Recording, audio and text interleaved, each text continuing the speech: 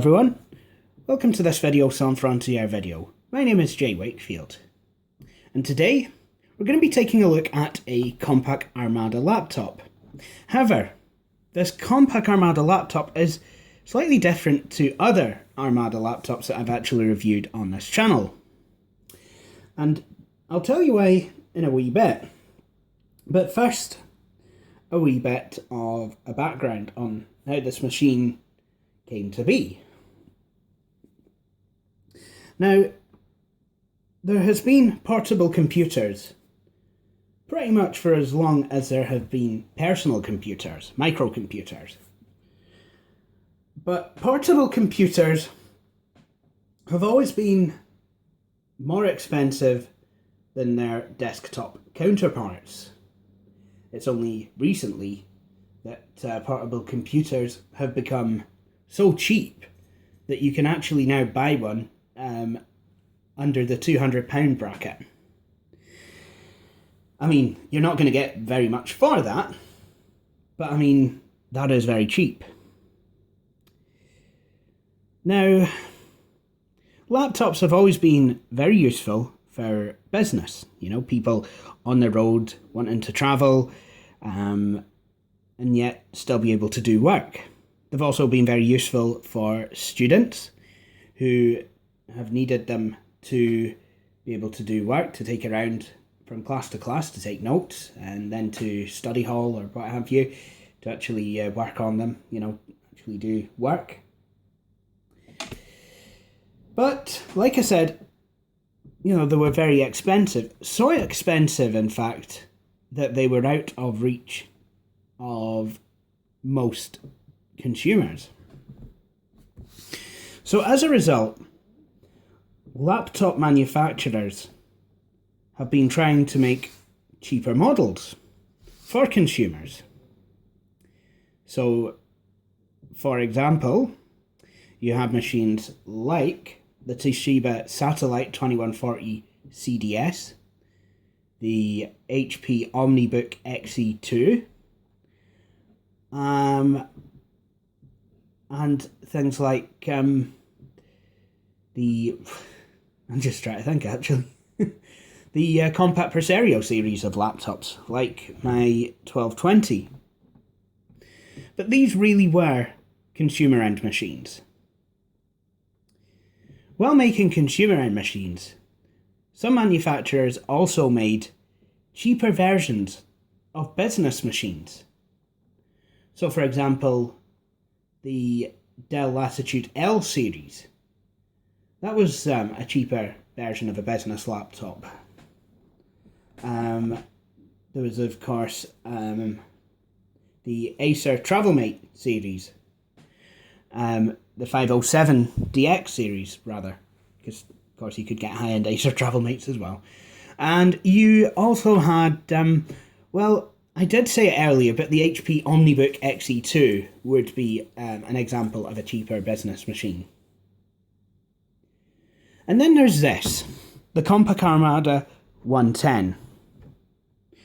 Now, I really don't know if this machine was designed to compete with the OmniBook X series or the Dell Latitude L series. But, you know, given its specifications, given its design, I would say that it probably was.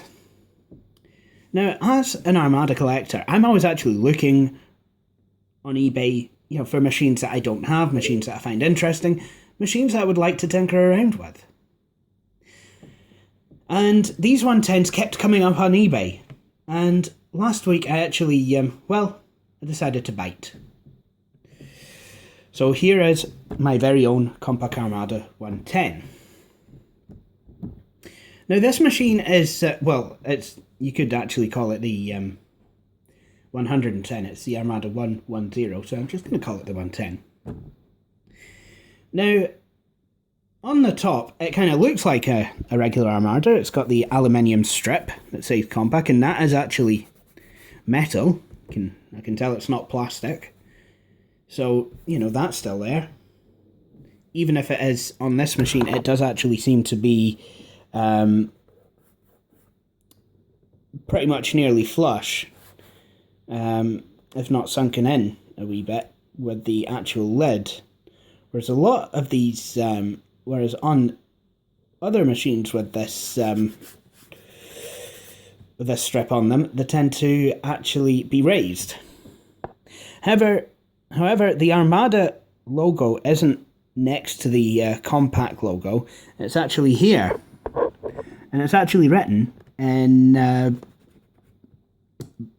with a capital A, and then the rest of the word in lowercase.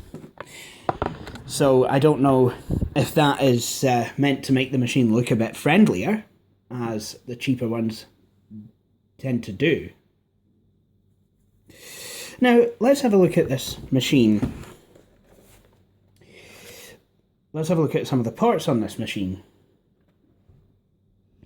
So on the left, we do have an infrared part, which is quite nice. A vent.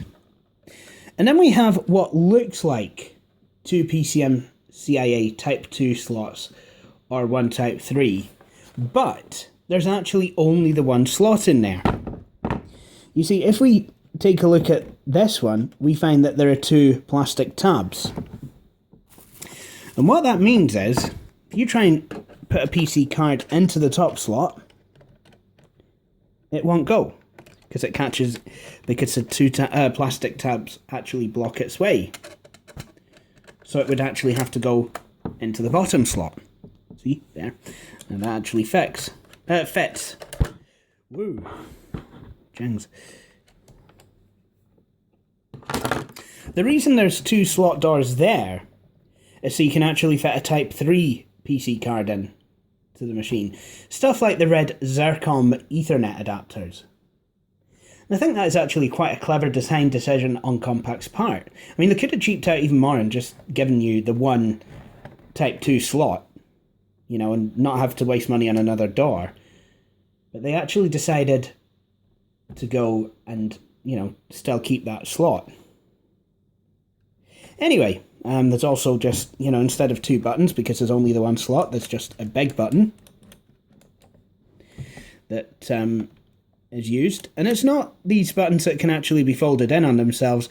It literally just is a button. You know, very cheap, very simple, but still does the job.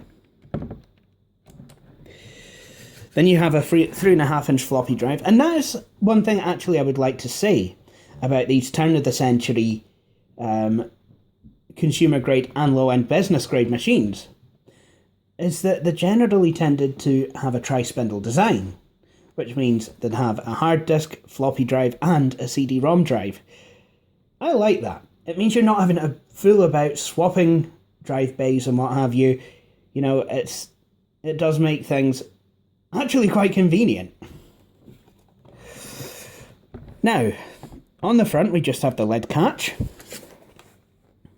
On the right hand side we have not the usual multi-bay CD-ROM drive that you find in Compaq Armadas, but a more regular fixed CD-ROM drive. So, you know, this drive can't actually be taken out or anything like that. You know, if you wanted to replace it, you'd actually have to take the machine apart and do it that way. Now, on the rear of the machine, we have a Kensington lock slot, headphone out, microphone in, PS2 mouse port, DC in, and then there's a modem. Now, one thing that I do find interesting about this machine is this blanking plate. Now, I was working on this machine actually one night, changing the memory configuration. I'll get into that later, and this kind of slid out and revealed an Ethernet port. Now you might be wondering, but Jay, why would Compaq block access to the Ethernet port? Well, it's really quite simple. See, the card that's in here that's connected to these ports is a modem only card. You know, it's a mini port card, it's a mini PCI card. if I replaced it, I could maybe replace it with an Ethernet card and then just slide the blanking plate onto the modem. See, it's got the wee arrow, so you can actually slide it in. Or I could replace it with a combo card maybe, and then just remove the blanking plate altogether and have both modem and Ethernet. Now, the reason, I can only assume that the reason that there is an Ethernet port on this machine, yes, complete with metal pins, is because it was cheaper for Compaq to do it that way in the manufacturing process, rather than make some machines with and some machines without. I don't know if it's true that it's actually cheaper to give all machines an Ethernet port as opposed to giving some of them an Ethernet port and some of them not. But what it does mean is that, you know, at the end of the day, I can actually add Ethernet capability to this machine because it has the port. Quite brilliant is that. I really do like that. There's two USB ports. This will be 1.1. There's a vent. Then you have VGA out, serial out, and IEEE 1284 parallel out. So, while we've been looking at this machine, we've seen some quite interesting cost-cutting measures. Now, the reason they're interesting is because it's kind of just things that just seem logical. You know, a lot of home users might never need to use two PC card slots at the same time, so just give them one, but make it a Type 3. There's no docking connector on there. Home users might not actually need to use a docking station. It really is more of a business thing that you'd probably have a docking station at the office connected to a monitor, mouse and keyboard, and then one at home. And, you know, as you take your laptop between home and work, you know, you actually still get to sit at a desktop style machine, but it's actually your laptop that you're taking. Whereas home users, well, they don't generally tend to need that. The fixed CD-ROM drive, again, is probably cheaper than putting in a multi-bay that is designed to not only be hot swappable, but to accept all manner of different types of drives, and yes, even a battery. And like I said, I mean, you've got the Ethernet port. You see, nowadays what computer manufacturers will do is make a machine, but make it so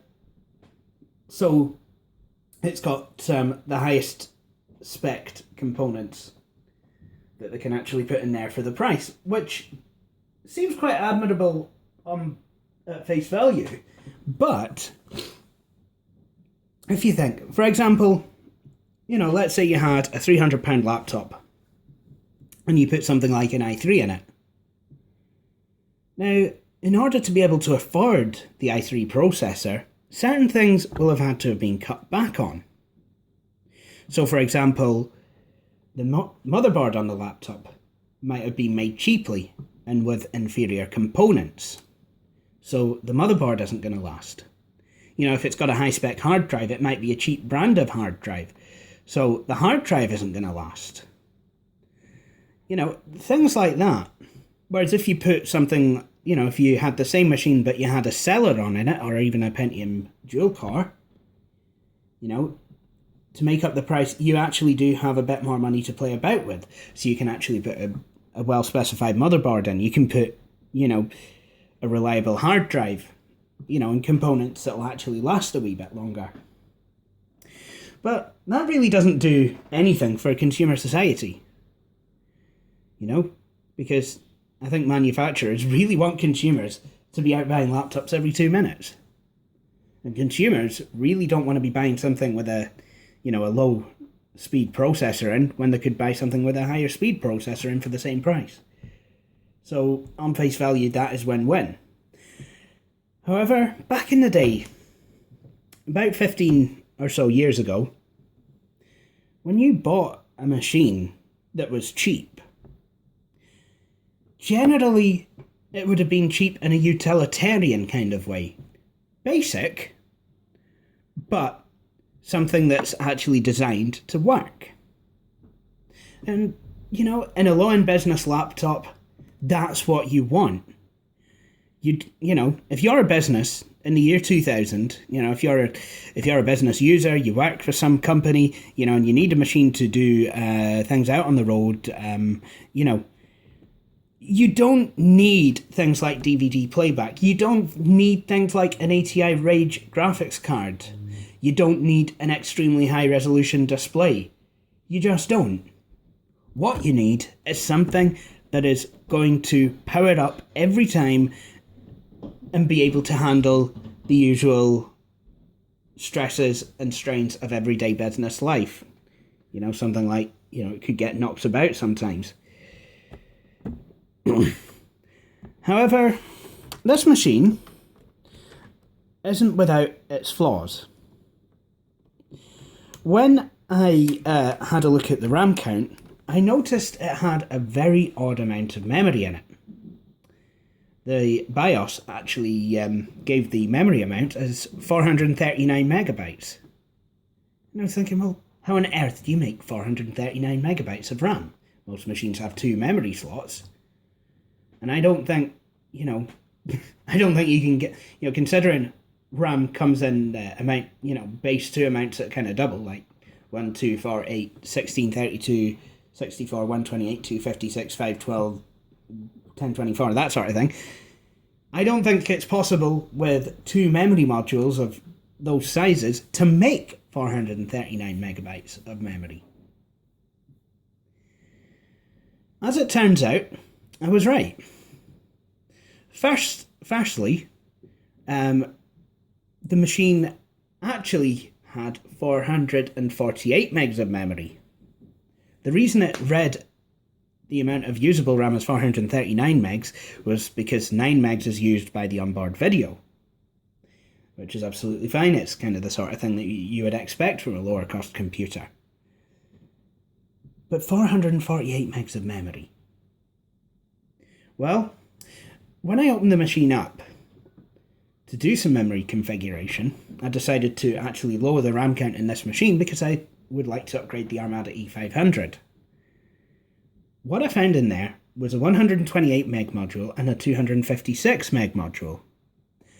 Now, that only equals 384 megs of RAM, 128 plus 256. So where's the other 64 meg came from? I booted the machine without any memory in at all, and as it posted, it told me that it had 64 megs of memory. Now, unless this elusive memory module is actually under the keyboard, which I'm pretty sure it isn't. I mean, no machine, no laptop would really have 3 memory slots, I don't believe. What this actually means is the machine, I believe, has soldered on RAM. That is a problem. You see, if memory is soldered on and it breaks down, you can't really remove it without actually being able to desolder it from the board, and that is really quite difficult.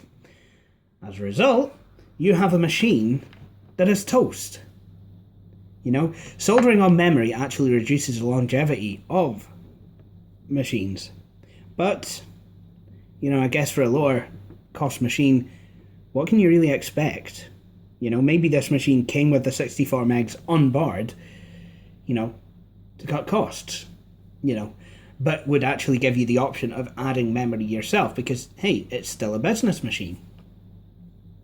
You know, business machines, you know, they are meant to be upgradable so that businesses, you know, can get the most out of them. It's not like a consumer machine. You know, if a business machine breaks down too soon, you know, a business will not go back to that manufacturer. They need machines that will last, and manufacturers will listen to them because they generally buy in high volumes. Whereas a consumer, they're maybe just buying one machine. at a time. Anyway, back to the machine. So this machine does have another slight issue, which we will come to. But first, if I open the lid, we find more measures of cost cutting. Now this machine comes with quite a small screen. As you can see, there's rather a thick bezel around it, but it is an active matrix display. Now Compaq could have spec'd it with a bigger passive matrix display, but they didn't. You know, and to be honest, the screen's not too small. The screen is also SVGA 800 by 600. So, you know, that is another area where they've saved costs. And with it being 800 by 600, it actually compensates, in my opinion, for the screen being smaller, because I can actually see it better. Whereas if it was 1024 by 768 on this size panel, I might struggle. We also find a Celeron case badge. The Intel Celeron is their low-end processor, and the Pentium 3 Celerons actually ran pretty well. Okay, they didn't have the same amount of cache as their Pentium 3 counterparts, but they do work. So here's a machine that's had costs cut in the right places to make sure that the quality is still there in other places. So let's power on. So like I've said, I did actually take some memory out of it. What I've done is I've put a 64 meg module in to match the onboard 64 megs. That's given me 128 megs of memory, minus 9 meg for the video RAM. And talking of the video card,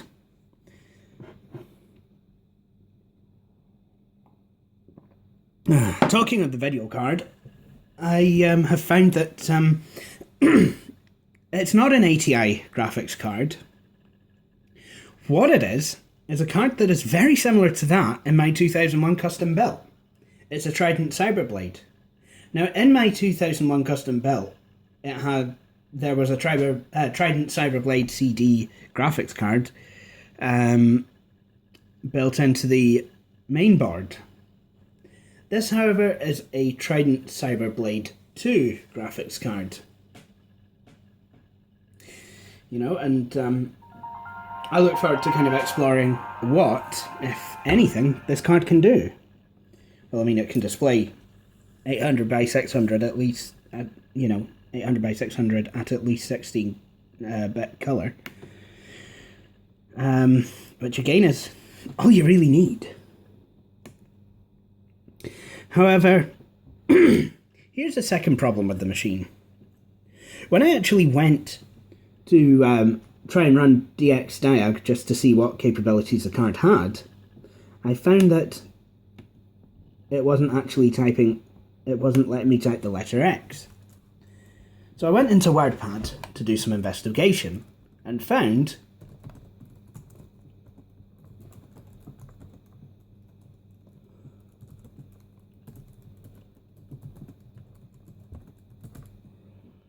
that some of the keys don't work. The X key, C key, and the V key, they just don't work. You know, I'm away pressing them, see? And nothing's happening.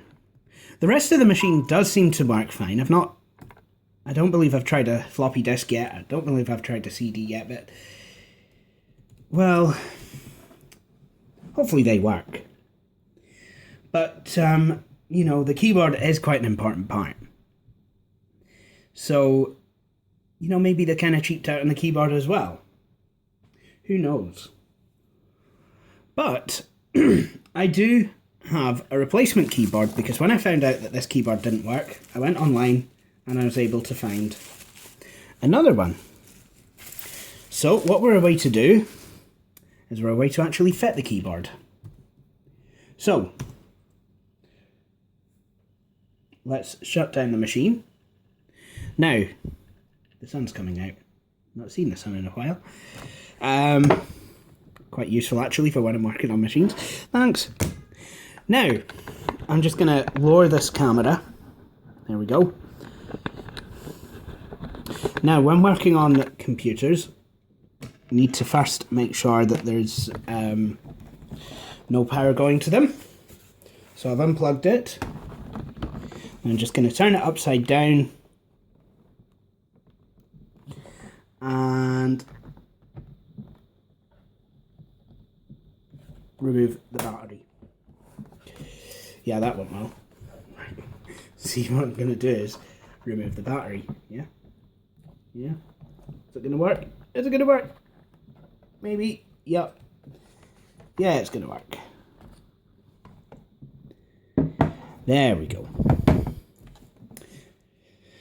So, another thing that sets this machine apart from other Compaqs is that it uses crosshead screws. Whereas other Compaq machines tend to use Torx security bits. So what I need to do is remove some of these screws.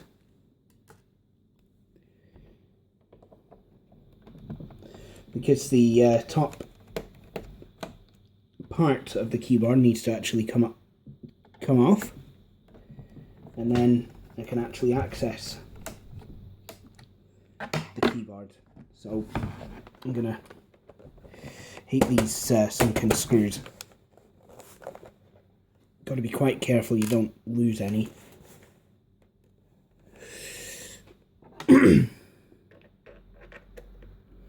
Sorry, this bit is kind of off camera.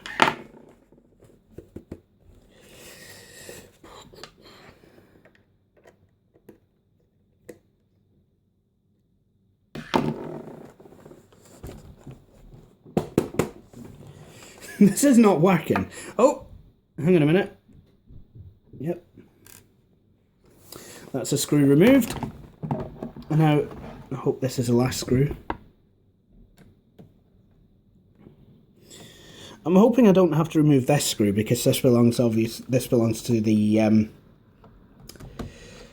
trap door, which the modem card is under.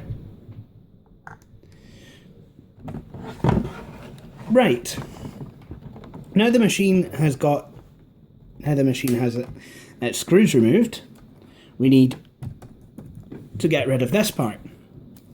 To do so, what I'm going to do is I'm just going to quickly grab a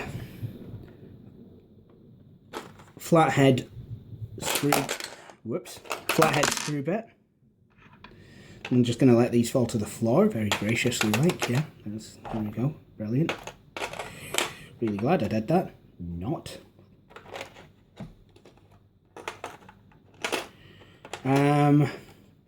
Need to I'll grab the smaller one, I think.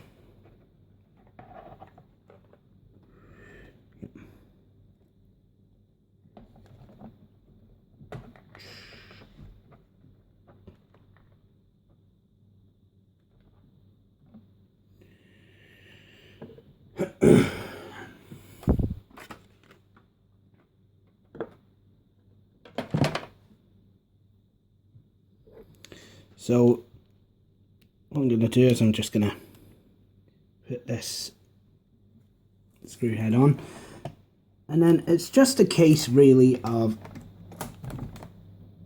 bending the screen back and prying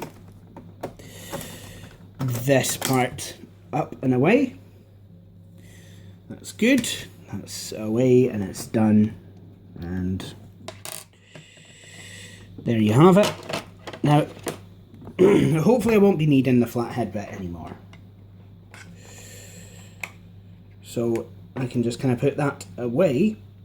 Now that the keyboard is actually up, well, now that the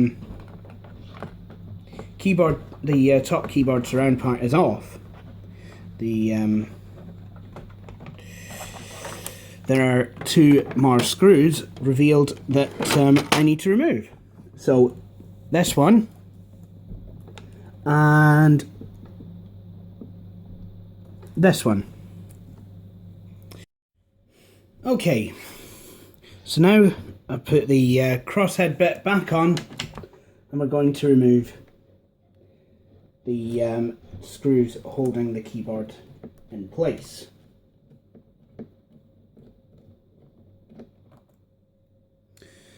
There's one. Just going to kind of keep it over there.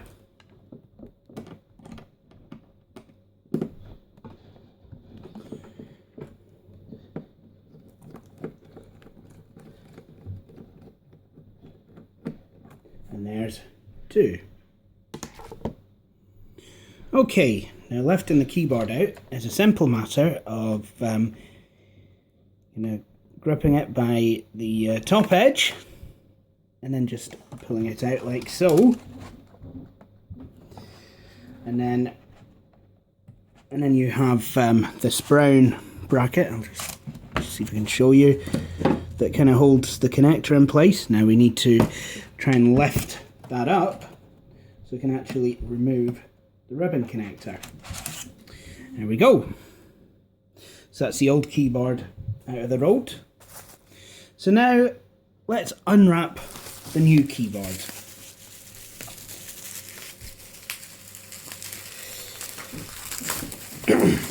Now with these old machines here, it's probably very unlikely that you would find a brand new keyboard, although stranger things have happened at sea.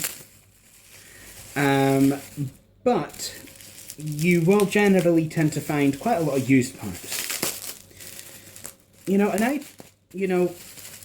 And if it says used and it's been tested working and what have you, I'd be inclined to go for them. Because at the end of the day, if you get the part and you find out that it isn't working, make sure you install it correctly. You can still find service manuals for a lot of old machines online. If you find that you've, after having properly installed the device, it's not working, you can always go back to eBay for a wee refund. Now, if we take a look at these keyboards, we find that the spacebar on the old keyboard is a lot shinier than the spacebar on the replacement keyboard, which would mean that this keyboard has been used a wee bit less. I mean, there's obviously still signs of use, there's still a bit of shine, but certainly not as much as this one. So, that's the old keyboard out of the road. So, to fit the keyboard, what we want to do is the reverse of what we did. So, I just want to put this ribbon connector into the socket and then just kind of press down on the wee tab that holds it in place. Excellent. And then to reinstall the keyboard, you see there's these tabs at the bottom. Just kind of, you can definitely see those two there and there. Oh, and that's the CD-ROM drive, I believe. You probably remove a couple of these screws, and then you could just kind of push it out from here. But yeah, you see these tabs here and here. Just there's a few more like on the keyboard. There's one here and one here. Just kind of move those under the palm rest and then drop the keyboard down, and that's it, pretty much in place. Now, before I actually put this machine back together, I want to actually power it on and see if the keyboard actually works. So we'll do that. Now,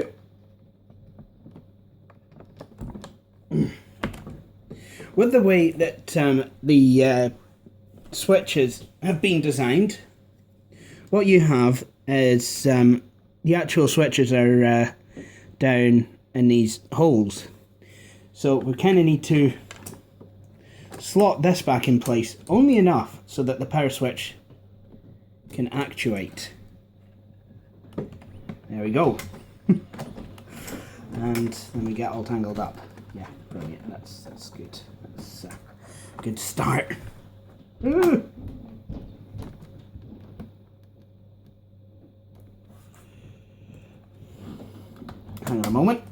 just gonna attempt to remove this. Ah! Ugh. There we go. Now I did get the Windows 2000 boot menu there, you probably didn't see, but I did test the up and down arrow keys and they did work, and so did the escape key.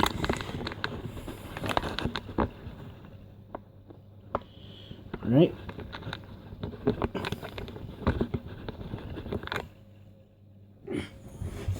So once again, I'm just kind of booting into Windows, and what I'm going to do is go into WordPad, type the same sentence I did before, you know, and just kind of give every other key a wee press, see what happens. Could really do with some software that actually diagnoses the keyboard, like what you find on Dell machines, where there's a picture of a keyboard, and as you press a key, the corresponding key on the picture will light up a different colour.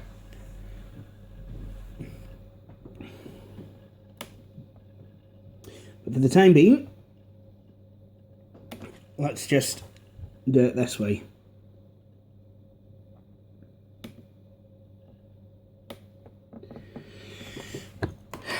Fingers crossed, everyone.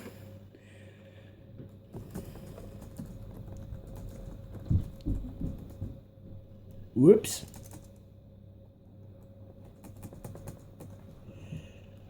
Jumps. Uh-oh.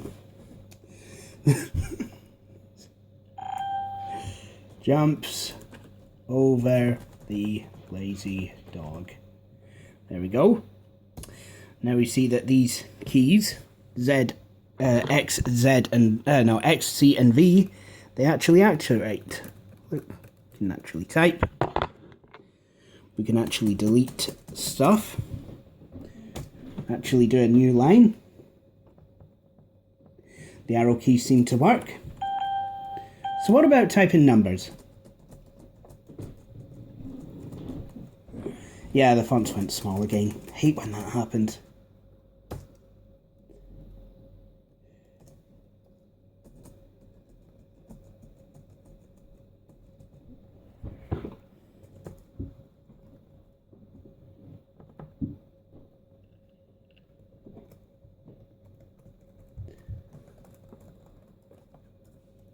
Shift key works. Caps key works. Tab key works.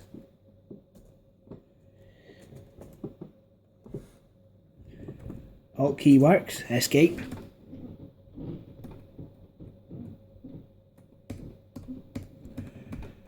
Ah!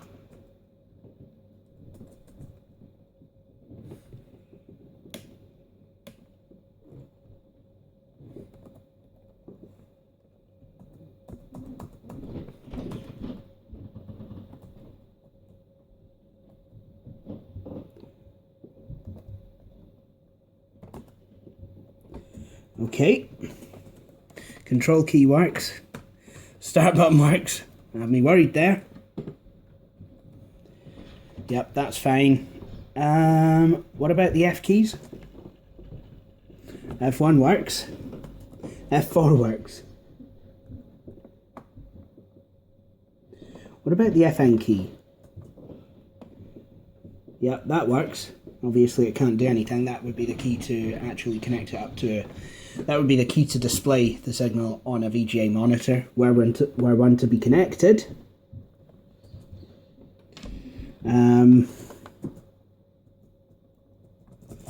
Yep, F7 and F8 work. And really it's difficult to kind of test the F keys because it's you just don't know. So I'm going to try home, that works, end, page up, page down, they work. The delete key also works. Right control, that works. Insert. Yep, that works. Alt GR, that works. And the context sensitive menu key also works. So that seems to have been an upgrade. Well done. I'm glad I was able to get this machine going.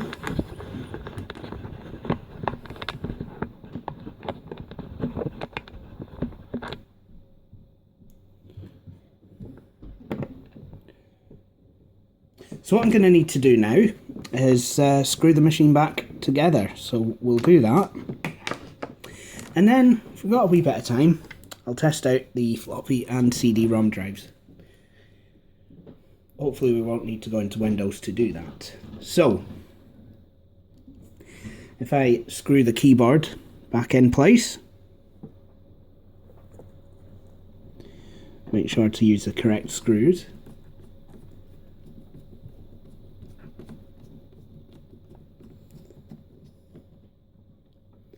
There we go.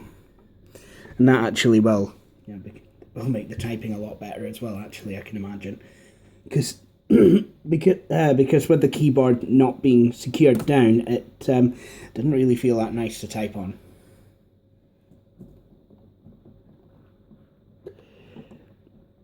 Oh yes, I am that much of a snob. Well, not necessarily a snob, I just you know, like to be able to have a feel, you know, I like whatever I'm typing with to feel right. It's quite funny that, at the risk of sounding like Elmo 3, there's a lot of people that really just don't bother much about their keyboard. You know, when they go shopping for a computer, they'll just kind of take what comes with it, even if it feels like a cheap pile of mush. You know, even though, you know, people are actually, you know, that's the thing that people will interact with most on their computer. It's a keyboard. That's, you know, that and a mouse is how you communicate. There you go. So now we have the top keyboard surround in place. So what I'm going to do is put the screws back in.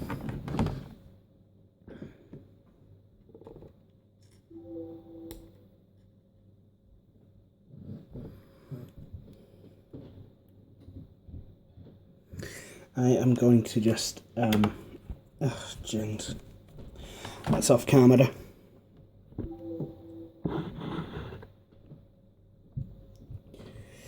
So I'll just screw these screws back in. I'll screw that one in, and I'll screw this one in. And I'll screw in the two middle ones, and then the machine will be back together.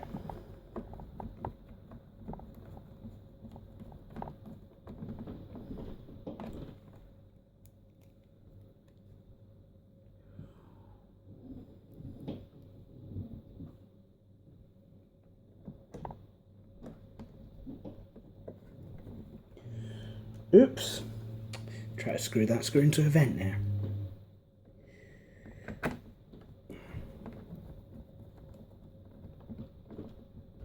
There we go. And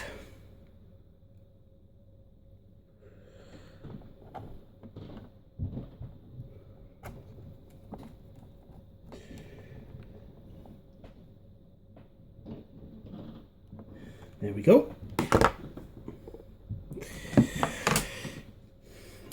Now we can reattach the computer's battery. There we go. Now, let's see if we can boot the machine from a boot disk, test the floppy drive, and then see if we can read off of a CD-ROM. Actually, I'm going to need to boot from a boot disk anyway, because I plan to reformat this machine and put Windows ME on it. Anyway.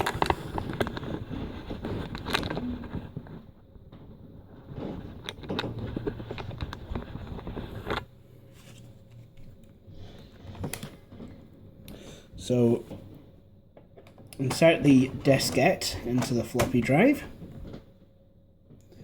and then power on.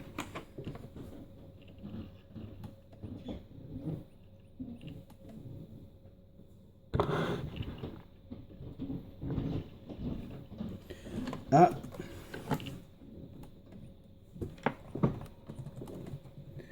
Now we get to test to see if the F10 key works. Yeah, there we go. So I need to set the boot order. As you can see, the floppy drive was set to boot after the hard disk. So now I've reset the boot order, so it's CD-ROM, then floppy, then hard disk.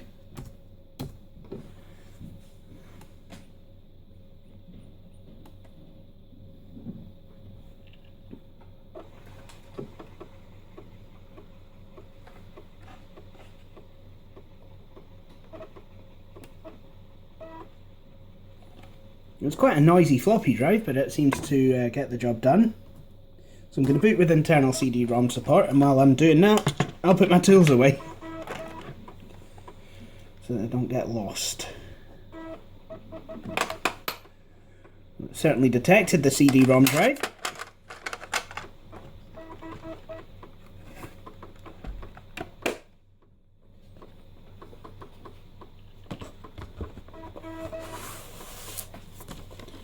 There we go.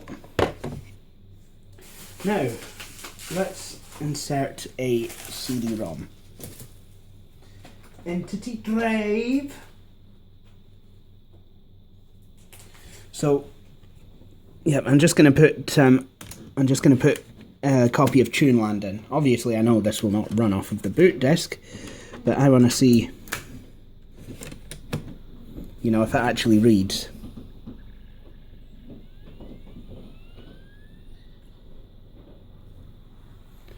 It seems to spin up okay.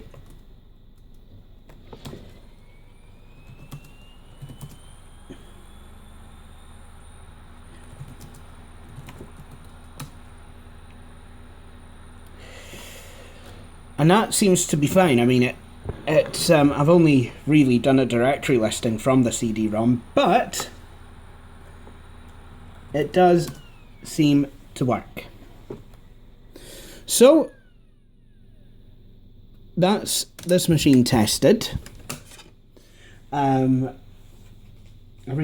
don't need to test the floppy drive and CD-ROM drive after you've installed a keyboard, but I mean, I'd not tested it, which I probably should have done, because, you know, it would have been a bit of a bummer if I'd have installed the keyboard only to then find something else had went wrong with this machine.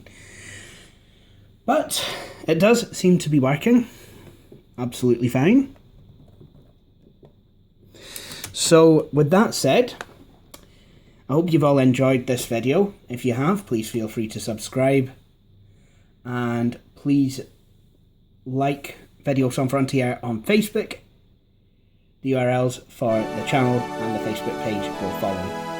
Thank you for watching, and please join me again for next.